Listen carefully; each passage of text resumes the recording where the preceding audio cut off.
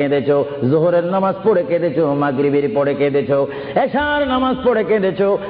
বান্দা, নামাজের মুসল্লা যখন বসে যাও, আমি আল্লাহকে তোমরা বারবার বল, আল্লাহ আমার গুনাহ মাফ করে দাও।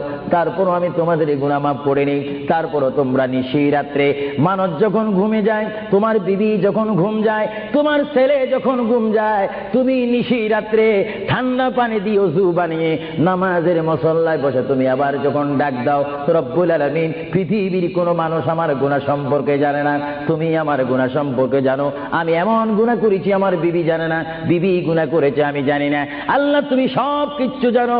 হে আমার প্রভু, তুমি আমাকে মাফ করে দাও। আমার আল্লাহ বলে, তারপরও যদি তোমাদেরকে আমি মাফ না করি, তারপরও বান্দা তোমরা আমার রহমতের দরজা থেকে ফিরে যাইও না।